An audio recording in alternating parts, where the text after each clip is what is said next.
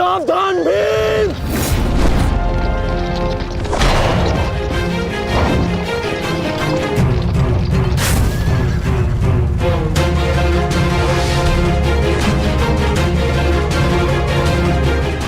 अश्वत्थामा, अश्वत्थामा, तुम ठीक हो? तुम ठीक हो? हाँ अंगराज।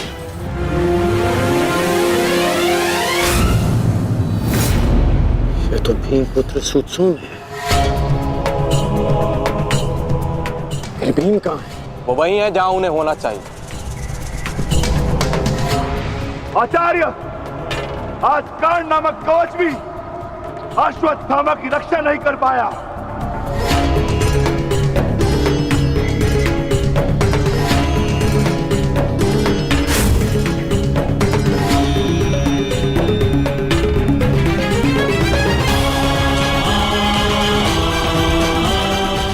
ये पांडवों की योजना है, मुझे आचार्य द्रोण से दूर रखने के लिए। अंगराज, आप कहना क्या चाहते हैं? क्या कहना चाहते हैं अंगराज? आज पांडवों का लक्ष्य तुम नहीं, आचार्य द्रोण है। सत्य है ये, मेरा पुत्र अभी तक जीवित है, कुछ नहीं हुआ उसे। सत्य कहो, सत्य कहो भीम।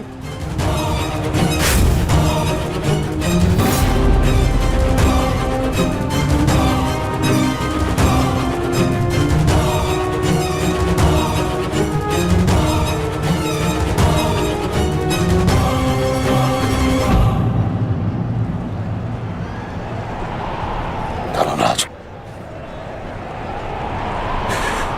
मैं तुमसे सुनना चाहता हूं, ये सत्य क्या है? कह दो कि मेरा पुत्र जीवित है। तुम्हारा उपयोग केवल मेरा ध्यान भटकाने के लिए था।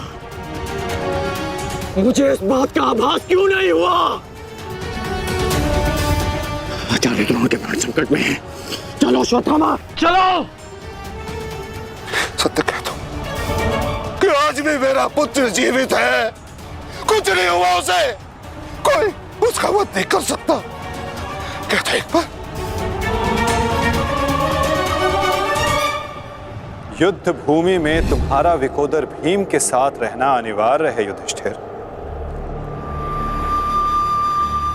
क्योंकि आचार्य द्रोण जानते हैं कि विकोदर भीम असत्य बोल सकते हैं,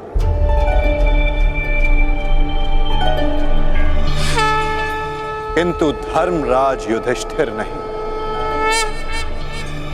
और वो ये सुनिश्चित करने के लिए तुमसे ये प्रश्न अवश्य करेंगे धर्मराज।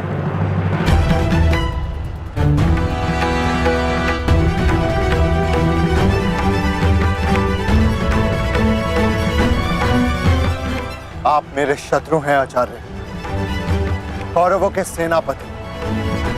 यह आवश्यक नहीं कि मैं आपके हर प्रश्न का उत्तर दूं। शीघ्र करो सत्यसेन। प्रश्न का उत्तर तुम्हें देना होगा धर्मराज। भले मैं कौरवों का सेनापति हूं, परंतु ये मत बोलो कि मैं तुम्हारा गुरु भी हूं। इसमें सत्य तुम्हें कहना होगा, बताना होगा मुझे। मेरा पुत्र जीवित है और यही सत्य है, मुझे पता है। श्रेष्ठ,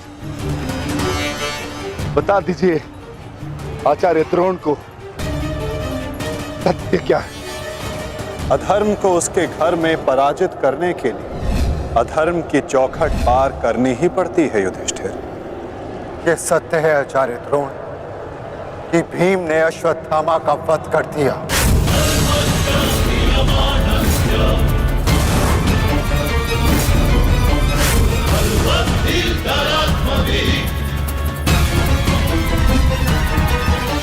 नहीं माधव, मैं असत्य नहीं कहूंगा।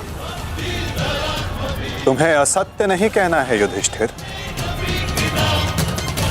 विकोदर भीम अश्वत्थामा नामक हाथी का वध करेंगे।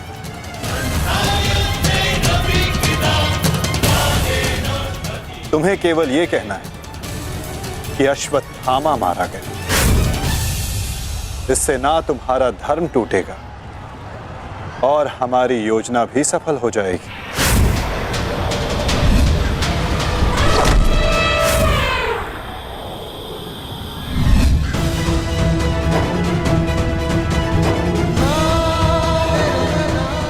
पुनः एक बार कह दो धर्मराज कि ये सत्य है।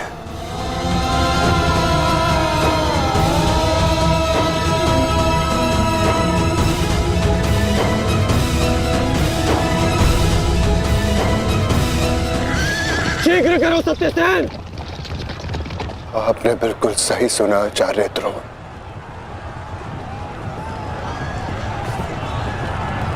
अश्वत्थामा मारा गया।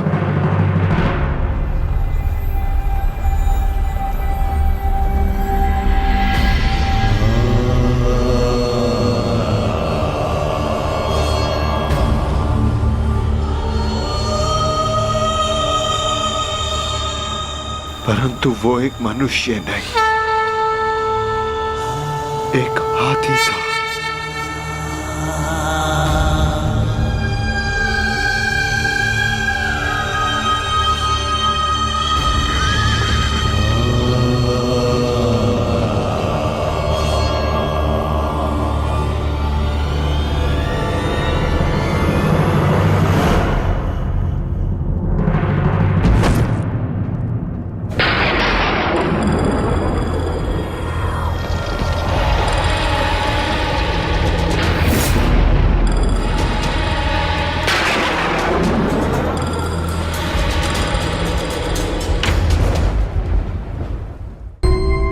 जिस पुत्र के लिए आप आचार्य से शिक्षक बन गए, जिस पुत्र के लिए आपने अपने शिष्यों से गुरु दक्षिणा नहीं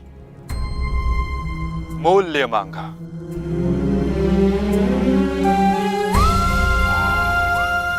और उसी पुत्र के कारण आप एक एक करके अधर्म की सीढ़ियां चढ़ते चले गए। आचार्य मनुष्य प्रेम में उत्थान करता है, परंतु मोह में केवल उसका पतन होता है। आचार्य आप जिसे पुत्र प्रेम समझते रहे वो पुत्र प्रेम नहीं, पुत्र मोह था आचार्य, और वही आपके पतन का कारण भी।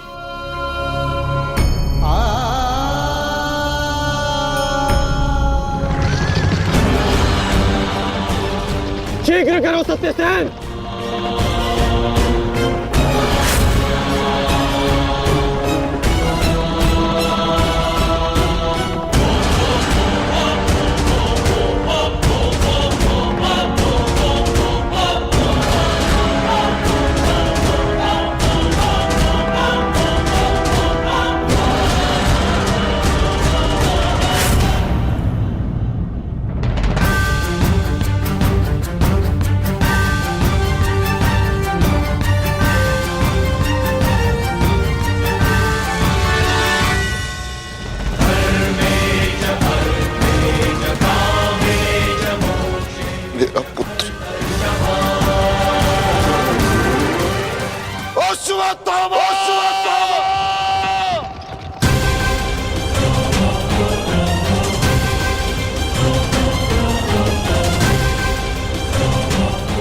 आपके साथ छल हुआ है आचार्य।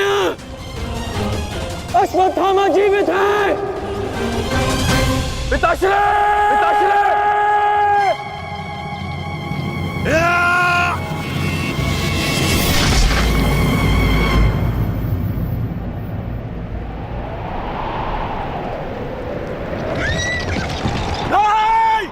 आचार्य!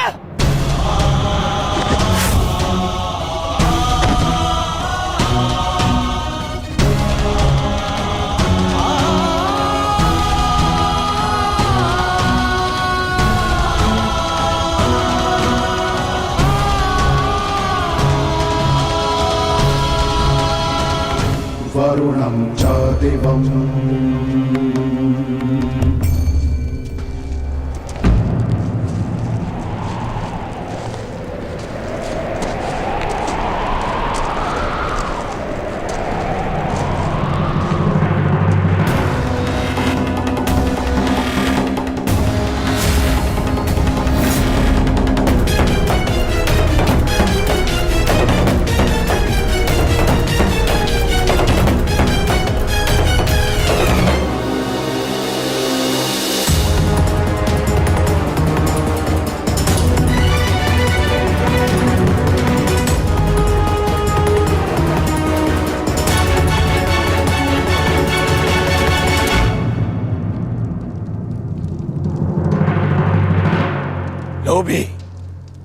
कुटिल, छलिया, कपटी, महाविनाशी,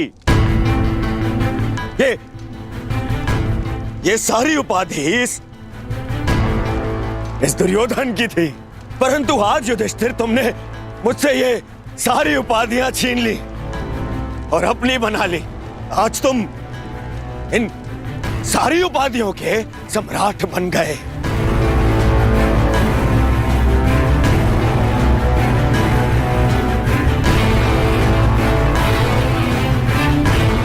प्रणिपात सम्राट, अरे बोलो, सम्राट आए हैं। छल सम्राट युधिष्ठिर की जय बोलो, बोलो, छल सम्राट युधिष्ठिर की जय। परंतु सम्राट, मुझे समझाइए, अब कौन सा कार्य शेष रह गया था? आपने यहां आने का कष्ट कैसे किया सम्राट? अरे कहीं ऐसा तो नहीं कि लकड़बग्घे की तरह गुरु आचार्य द्रोण के शव पर भोज बनाने आए हैं आप?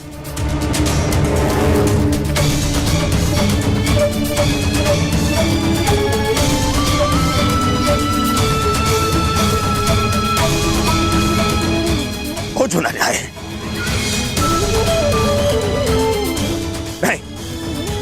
नहीं सम्राट, मैं क्षमा चाहूंगा, परंतु मैं इस बात की अनुमति नहीं दूंगा आपको। चले जाओ यहां से,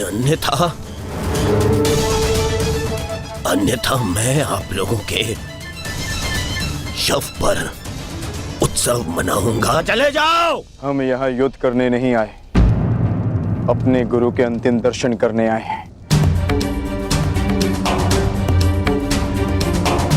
इस समय में अर्जुन नहीं,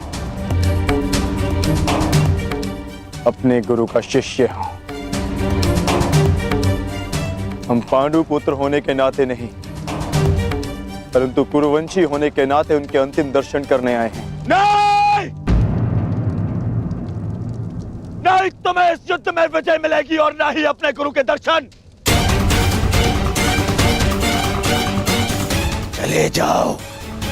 चले जाओ यहां से, अन्यथा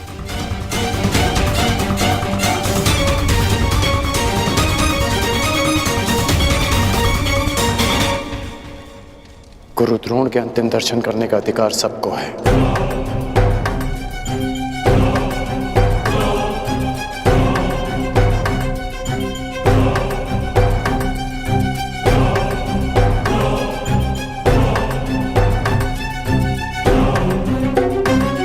बहुत बड़ी गुरु दक्षिणा दी आपने अपने गुरु को, छल से मृत्यु दी तुमने अपने गुरु को। उन्होंने अनेकों दिव्यास्त्र सिखाए तुम सबको, परंतु विश्वासघात नामक अस्त्र का कोई उत्तर नहीं था उनके पास। धर्मराज, क्या उत्तर है आपके पास आपके छल का?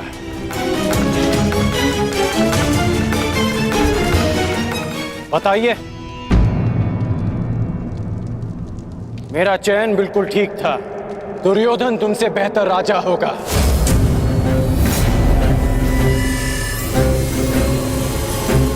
दुर्योधन की अनीतियों पर मैं क्रोधित हूं, परंतु तुम्हारी अनीतियों पर मुझे घृणा आती है। मित्र, शिष्य होने के नाते अपने गुरु के अंतिम दर्शन का अधिकार है इन्हें? नहीं, अंगराज ठीक कह रहे हैं मित्र।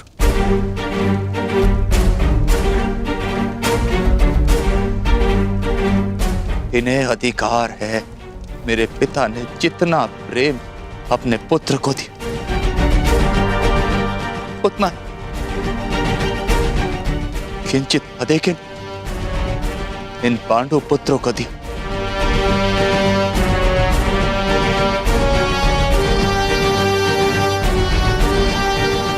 उससे भी अधिक इस अर्जुन को। एक पुत्र अपने पिता का ऋण चुकाता है, उसे जीवन देने का ऋण। मैं भी अपने पिता के दिए जीवन का ऋण चुकाऊंगा, और वो ऋण पांडवों को चुकाना होगा।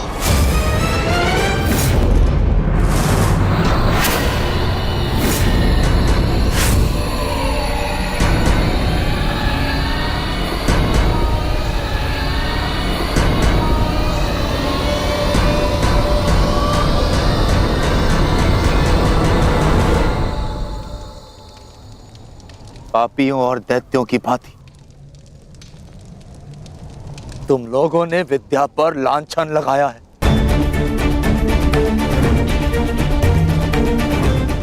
ज्ञान का नाश किया है तुम लोगों ने, नाश। धिक्कार, धिक्कार है तुम लोगों पर।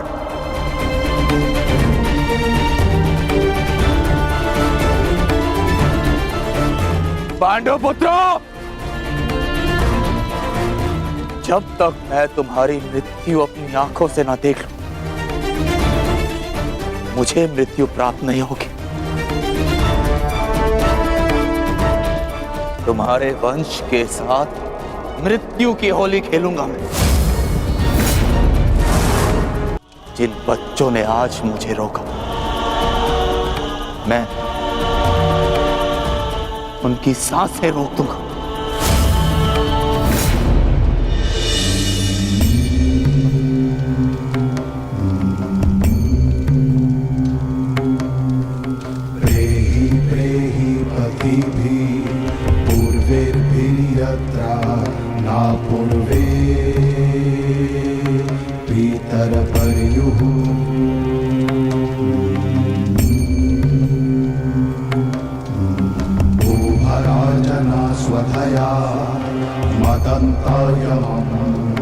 पश्यासि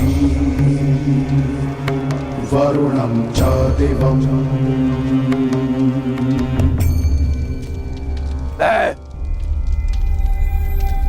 द्रोण पुत्र अश्वत्थामा, ये प्रण लेता हूं कि तुम्हारे संपूर्ण वंश को नष्ट कर दूंगा, नष्ट कर दूंगा, नष्ट कर दूंगा, नष्ट कर दूंगा, नष्ट कर दूंगा, नष्ट कर दूंगा, नष्ट कर दूंगा।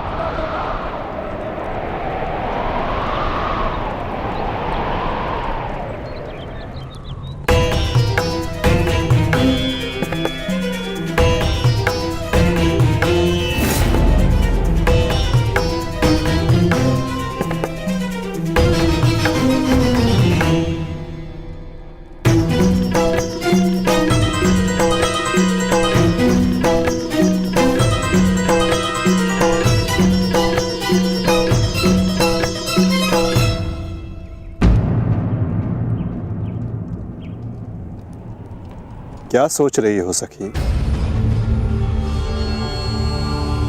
असंख्य चिताएं, असंख्य अग्नि जलकर भस्म हुआ मेरा मान, मेरा सम्मान, मेरा अभिमान, मेरे सभी संबंध, ये सब लाभ भी तो हानि को ही मिले हैं।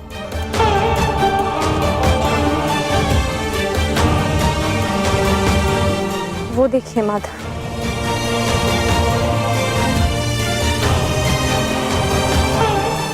भ्राता धृष्टद्युम्न के जीवन का गणित संपूर्ण हुआ।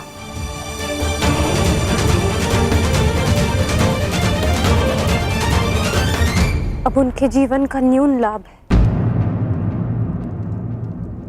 इस जटिल गणित में न केवल हानि और लाभ है सखी, इस गणित के अनेकों कोण भी हैं। उधर देखो, तुम्हारी पुत्र वधू खड़ी है।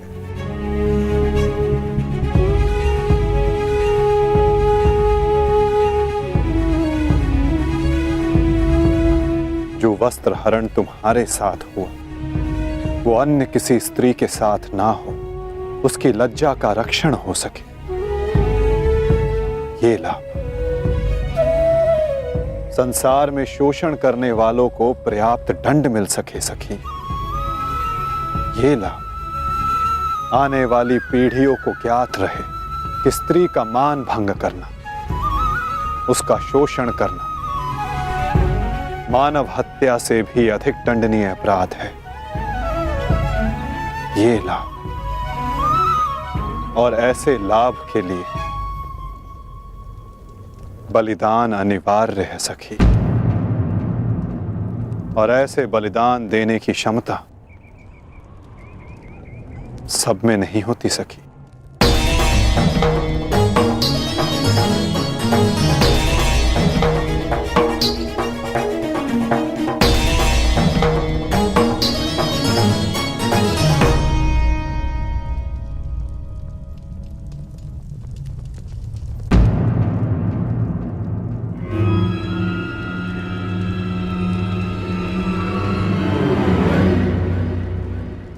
सुप्रिया का संदेश आया है भगतग्राम से।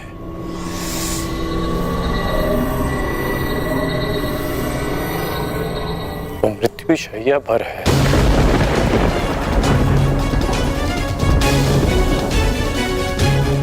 इसमें लिखा है कि उसके पास अधिक समय नहीं बचा। हमें शीघ्र उसके पास पहुंचना होगा कर्ण। उसे तुम्हारी आवश्यकता है। हाँ, अंगराज, ज्येष्ठ ने संदेश भेजा है, आपको शीघ्र उपस्थित होने को कहा है।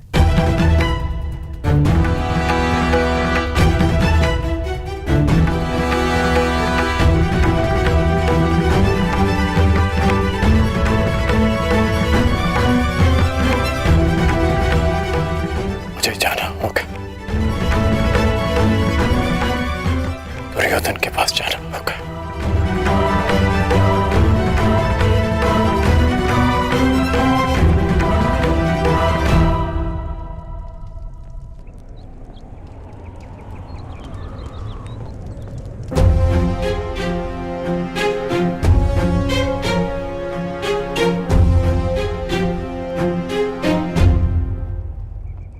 अनेक दिनों से मेरा हृदय ही नहीं, मेरा मन भी जो चाहता था, आज वो पूर्ण होने जा रहा है।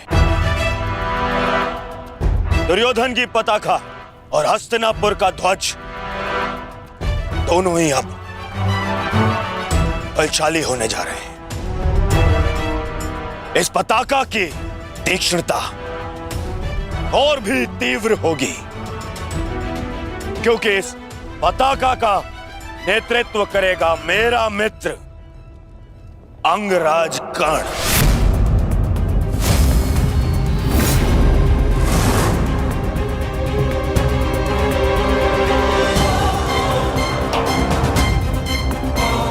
मित्र, आज से मैं निश्चिंत हो गया। मुझे पूर्ण विश्वास है कि तुम्हारे नेतृत्व में इस युद्ध में विजय हमारी ही होगी। आज से हमारी सेना के सेनापति हो तुम।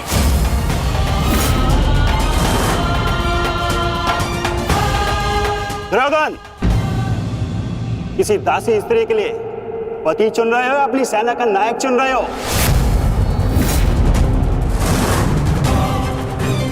एक नीची जाति के व्यक्ति को तुम हमारे सर पे थोप नहीं सकते। किसी सारथी का पुत्र तुम्हारे उपकारों के बीच पे बना राजा मैं नहीं मानता कि ये सेनापति बन सकता है,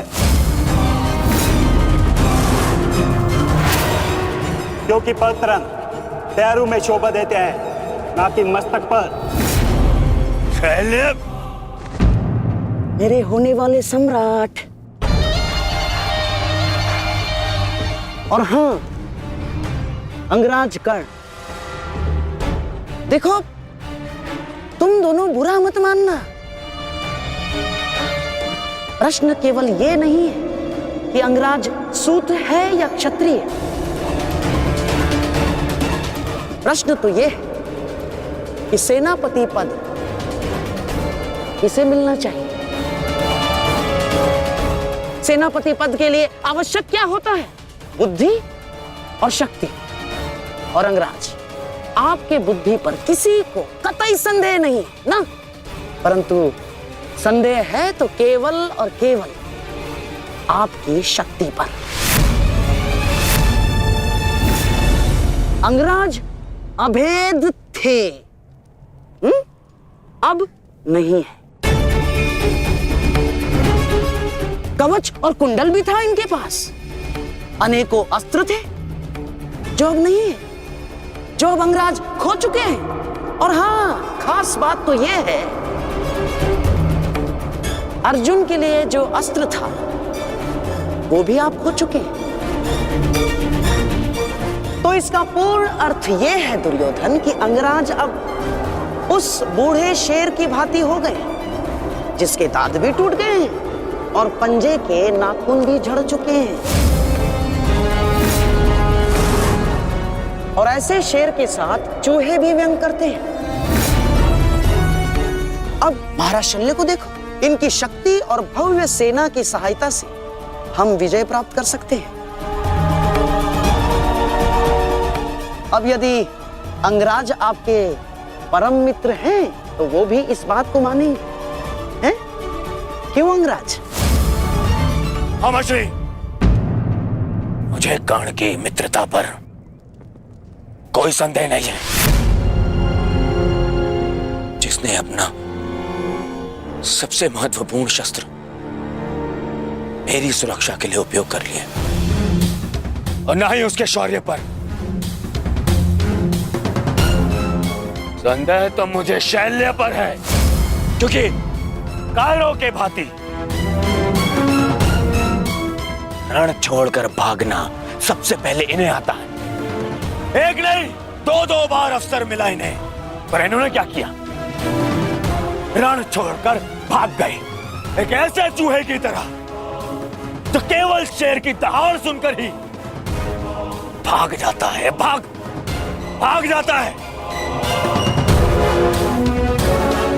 इस चूहे को मैं ना तो अपनी सेना का सेनापति बनाऊं और ना ही अपनी दासियों का पति। मूर्ख हो मूर्ख, तुम दोनों मूर्ख हो। एक मूर्ख का सम्राट और एक मूर्ख का सेनापति। तुम दोनों मूर्खों को लगता है पांडवों पे विजय पाओगे? बस मद्रराज,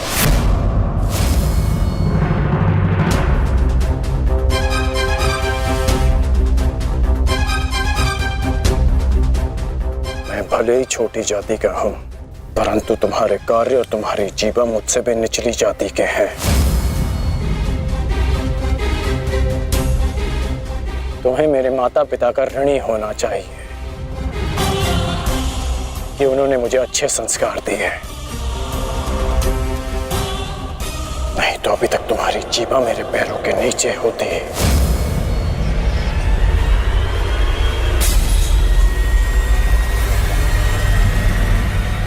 अब एक और शब्द अपनी जीभा से निकाला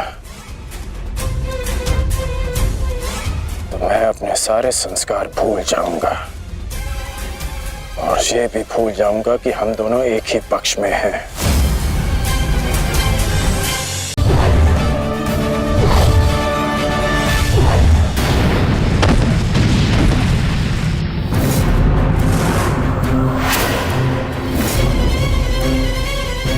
मद्राज!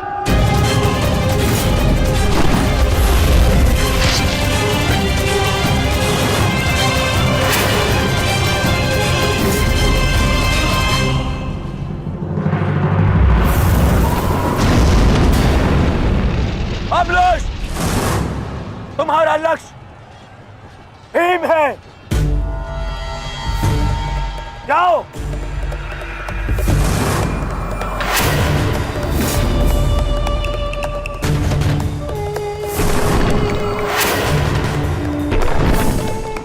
उधर भीम।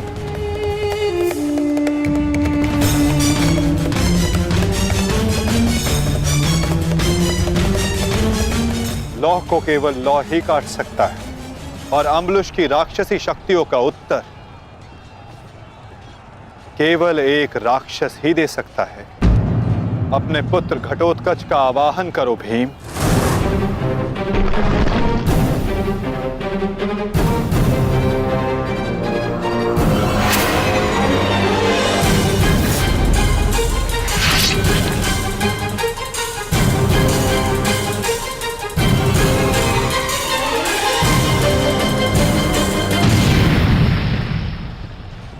घटोत्कच, मुझे तुम्हारी आवश्यकता है।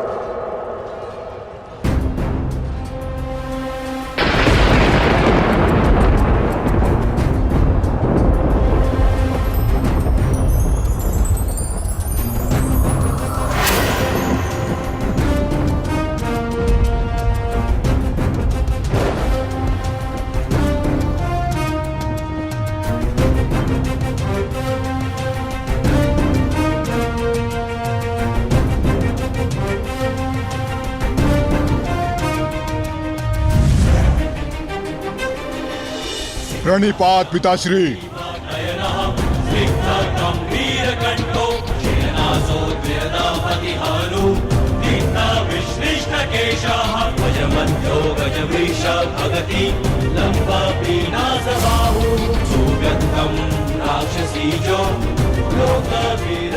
आदेश दीजिए पिताश्री, अपने पुत्र का स्मरण क्यों किया? इस राक्षस का अंत करो पुत्र। जो आज्ञा पिताश्री।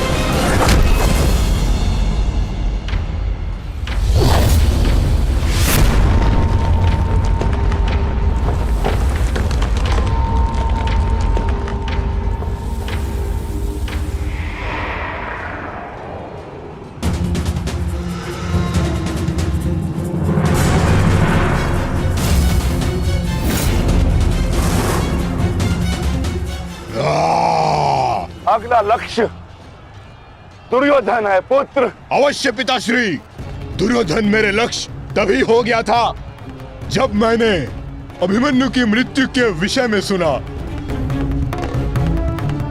सुना मैंने किस प्रकार छल से इन सब ने मेरे अनुज का वध किया।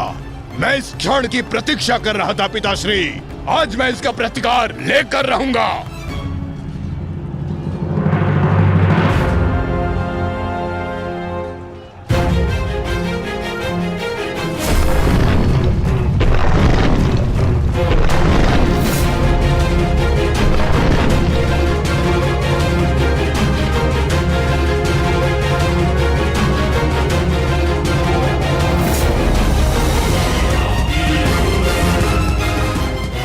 भतीजे का प्रणाम स्वीकार करें तातश्री। सुना मैंने किस प्रकार आपने मेरे भाई का वध किया।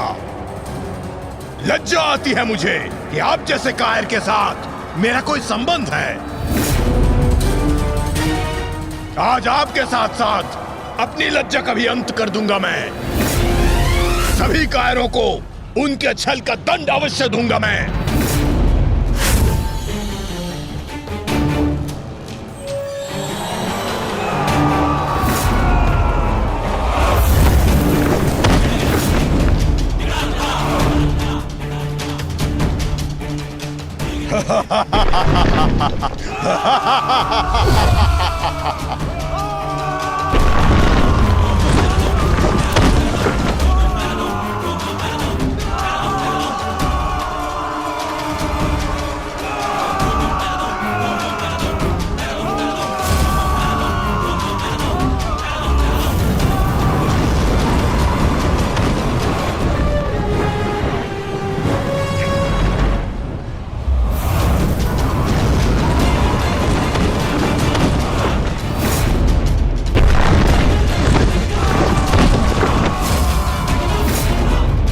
आचार्य, क्या कर रहे हैं आप? कुछ पीजिए,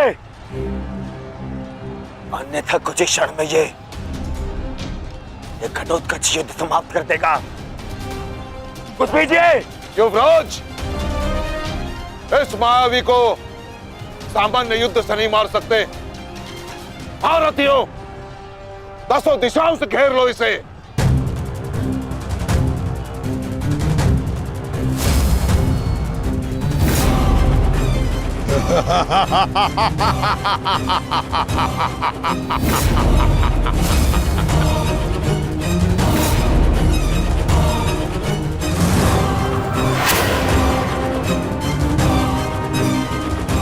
वरना प्रहार करो।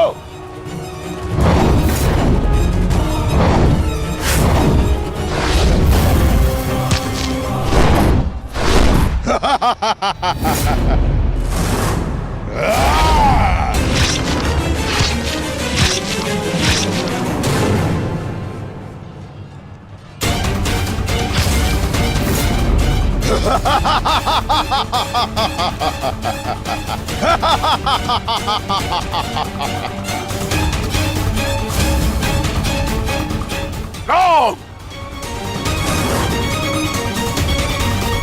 पुत्र घटोत्कच अपना कर्तव्य पूर्ण कर रहा है, तो हमें भी कौरवों की शेष सेना पर आक्रमण करना होगा। मैं आज कौरवों की गिनती कुछ और कम कर देता हूं।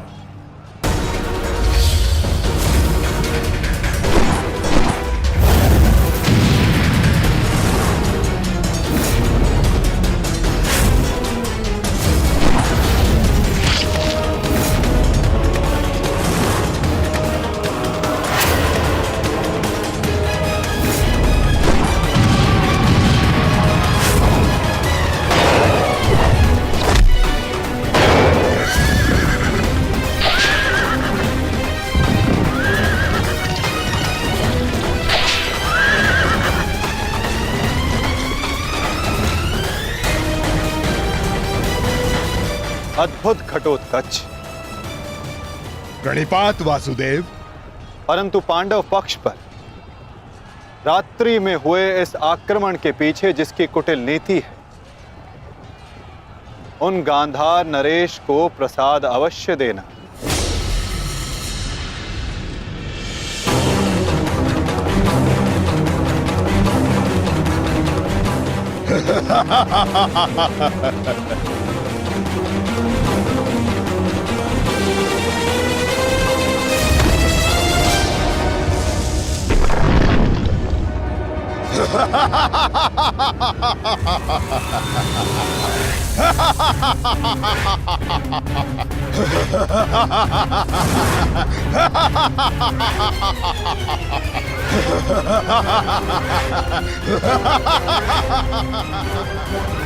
महाराज,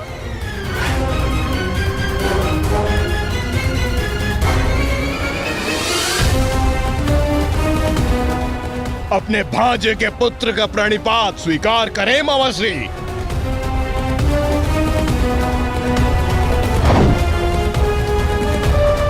मामाश्री,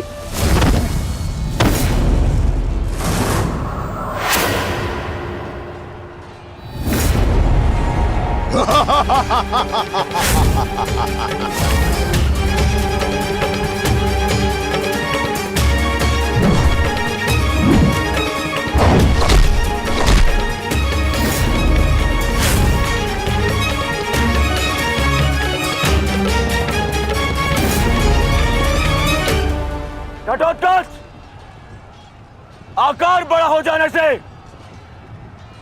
बालक बड़ा नहीं हो जाता। तुम मेरे लिए बालक थे और बालक ही रहोगे। तुम भी वैसे ही मरोगे जैसे तुम्हारा भाई मरा था। सावधान! अच्छा किया जो स्मरण करा दिया आपने। मेरे भाई की हत्या में आपका भी बड़ा हाथ था। अब प्रतिकार के लिए तैयार रहें।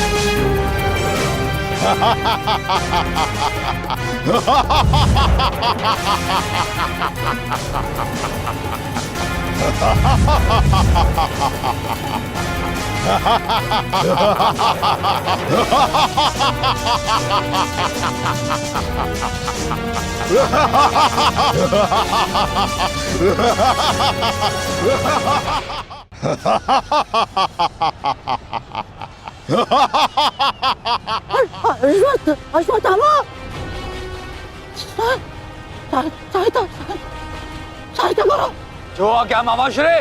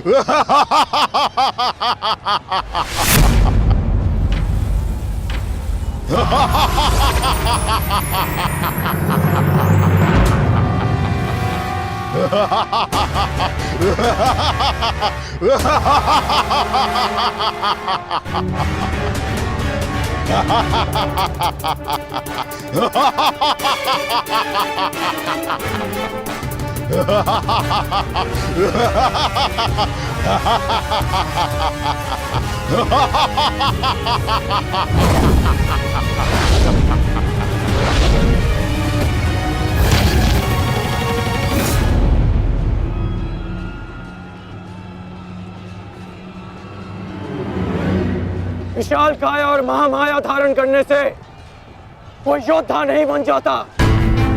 तुम्हारी काया और माया दोनों का तोड़ है मेरे पास। लौट जाओ घटोत्कच। प्रणिपात अंगराज, आपके कवच त्याग की कथा सुनी मैंने तो मन किया कि आप जैसे महादानी वीर के चरण स्पर्श करूं, पर दुर्भाग्य हमारा मिलना इस युद्ध भूमि में हुआ। यहां मेरा कर्तव्य कहता है कि आपको चरणों के नीचे कुचल दूं। कदाचित यही भाग्य है। भाग्य का सहारा दुर्बल लेते हैं घटोत्कच, योद्धा नहीं। एक पांडव पुत्र के वध की पीड़ा अभी तक मन से निकली नहीं है। दूसरे के लिए विवश मत करो। अंतिम अवसर देता हूं, लौट जाओ। इस युद्ध में राक्षसों का स्थान नहीं है। ये तो आपके मित्र राक्षस अम्बुलुष का आह्वान करने से पहले सोचना चाहिए था अंगराज। सावधान अंगराज।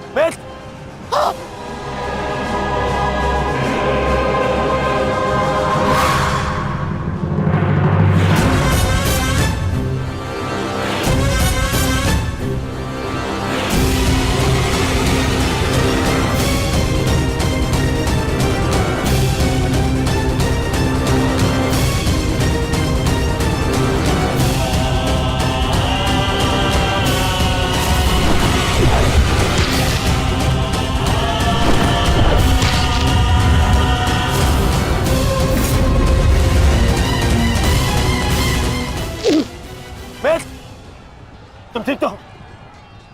मैं ठीक हूं। इस मायावी राक्षस का अंत करना होगा, अन्यथा ये हमारी पूरी सेना को समाप्त कर देगा।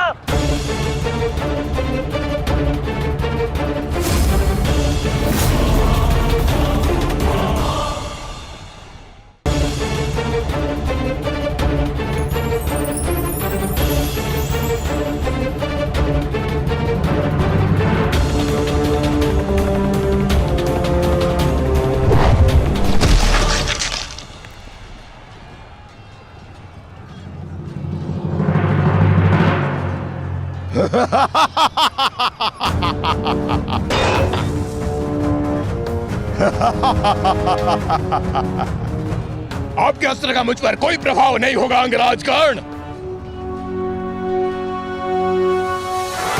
अंगराज, ये राक्षस इतनी आसानी से परास्त नहीं होगा।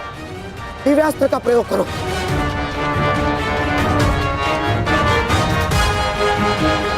इसका अंत उसी अस्त्र से होगा।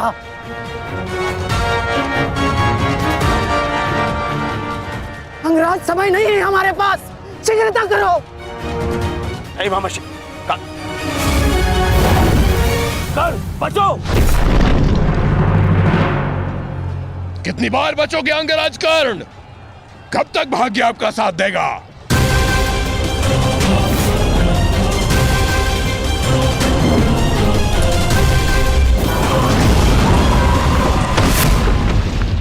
अंगराज,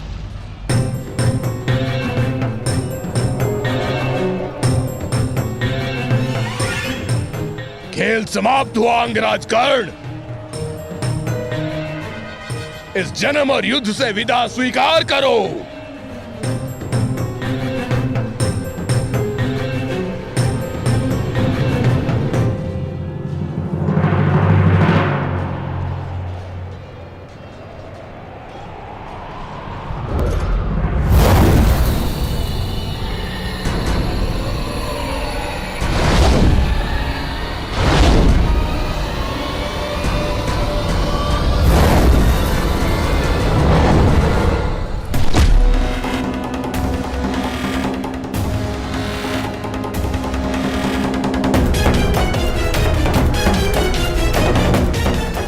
मेरे मित्र से अपने पांव दूर हटा राक्षस।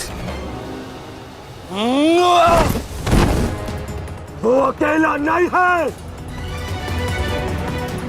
एक बार वन में मेरे पांव में कांटा लगा था। क्रोध में आकर मैंने पूरा वन ही भस्म कर दिया। तुमने भी ऐसी ही भूल की है।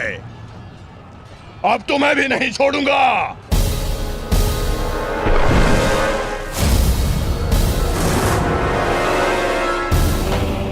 अंगराज,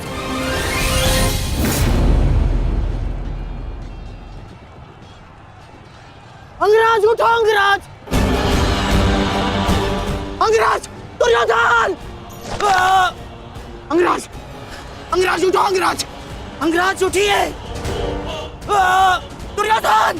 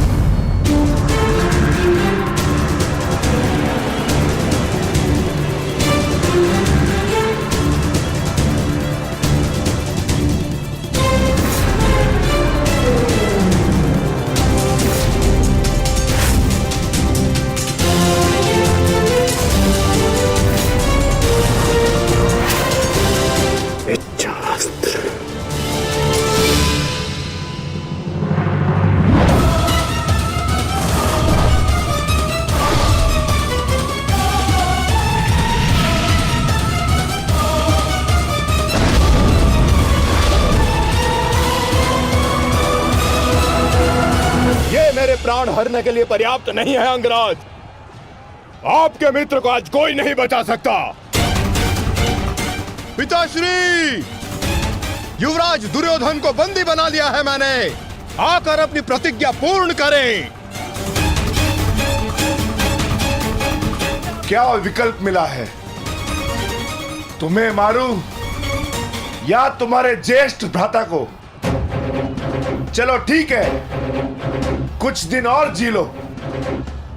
मरना तो तुम सभी को है। धृष्टद्युम्न, इन सभी को बंदी बनाकर रखो। इनमें से कोई भी बचकर नहीं जाना चाहिए।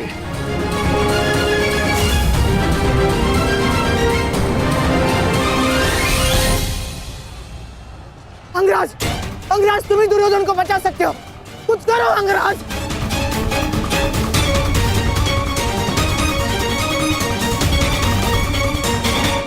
मैं तुम्हें अपनी अमोघ वास्तविक शक्ति प्रदान करता हूं। इस शक्ति को जिसका नाम लेकर संधान करोगे वो अवश्य मृत्यु को प्राप्त होगा, किंतु स्मरण रहे इस शक्ति का प्रयोग तुम केवल एक ही बार कर पाओगे। इस अस्त्र का प्रयोग मैं तुम पर ही करूंगा।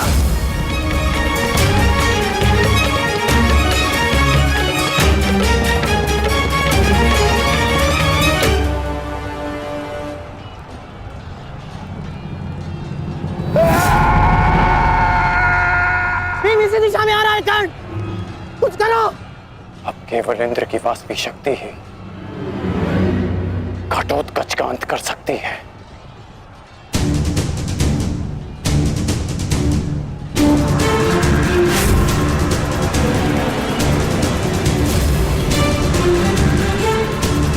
आवाहन वास्तविक शक्ति।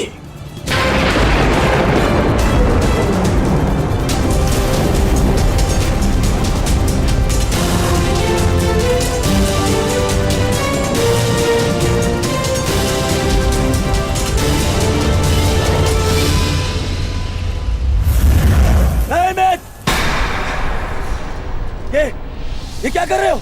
इस शक्ति का प्रयोग मत करना कर्ण। ये शक्ति अर्जुन के नाश के लिए है। इस शक्ति का प्रयोग मत।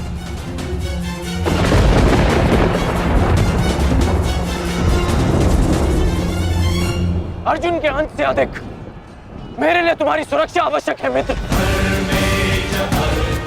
नहीं कर्ण, अर्जुन का नाश, उसका वध तुम्हारे जीवन का स्वप्न है। अपने स्वप्न का नाश मत करो कर्ण, मत करो नाश। वो मेरा स्वप्न है और तुम्हारी मित्रता मेरा यथार्थ। और स्वप्न के लिए यथार्थ को नष्ट नहीं किया जाता। मेरा लक्ष्य समाज में परिवर्तन लाना है और वो परिवर्तन केवल तुम ला सकते हो मित्र। नहीं मित्र, मुझे मर जाने दो। ये शक्ति अर्जुन के विरुद्ध तुम्हारा कवच है। मेरे लिए सबसे अधिक महत्वपूर्ण यह है कि मैं तुम्हारा कवच हूं। मैं तुम्हारी रक्षा करूंगा मित्र। नहीं नहीं कर्ण, तुम्हें मेरी सौगंध है कर्ण। ये शक्ति मत जलाना कर्ण, तुम्हें मेरी सौगंध है। मेरी सौगंध है मित्र। किसी के प्राणों की सौगंध उसके प्राणों से बढ़कर नहीं हो सकती मित्र। यदि मुझे ऐसी सहस्त्र शक्तियां भी मिल जाए ना, तो वो भी मैं तुम्हारे लिए बलिदान कर सकता हूं। कर्ण के 100 जन्म, अपने मित्र की एक श्वास पर न्योछावर। मेरी विजय से बढ़कर मेरे लिए वो वचन है जो मैंने तुम्हें दिया कि मेरे जीवित रहते हुए कोई शत्रु तुम्हें हानि नहीं पहुंचा सकता। ऐसा मत करो मित्र।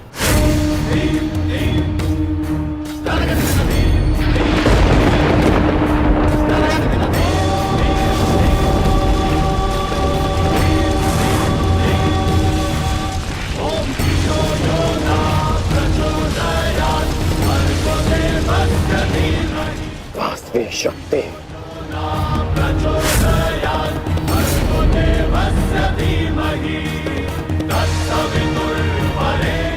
घटोत्कच का अंत करो, अंत करो।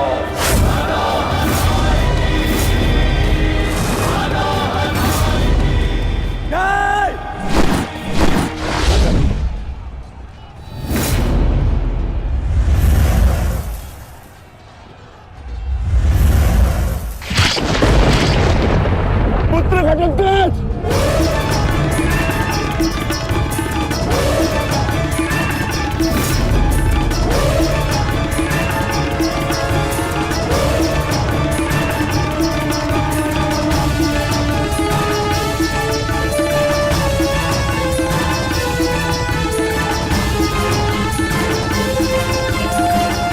पिताश्री, एक राक्षस हूं, परंतु धर्म युद्ध में भाग लिया है मैंने। मरते मरते भी अपना योगदान बढ़ाकर जाऊंगा।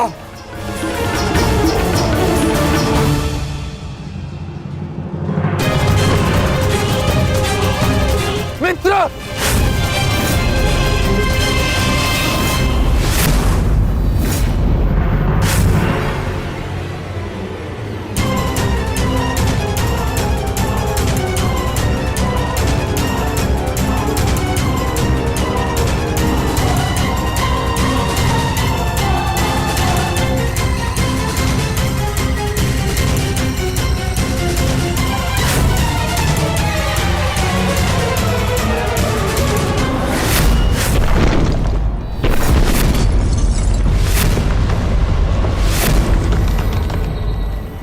पुत्र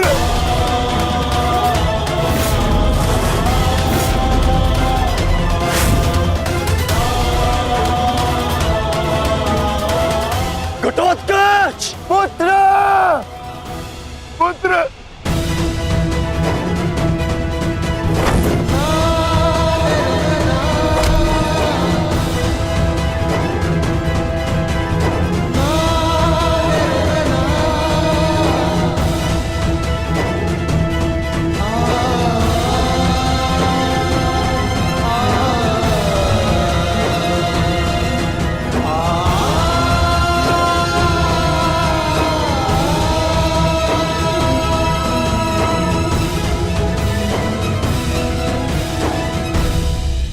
ये तुम्हारा युद्ध नहीं था पुत्र, परंतु सत्य तो यही है कि इस महायुद्ध में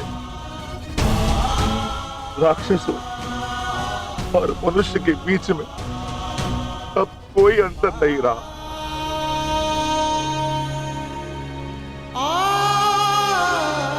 मैं तुम्हारा जीवन भर के लिए ऋणी हो गया हूं पुत्र। मैं तुम्हारी माता को क्या उत्तर दूंगा, क्या कहूंगा उसे?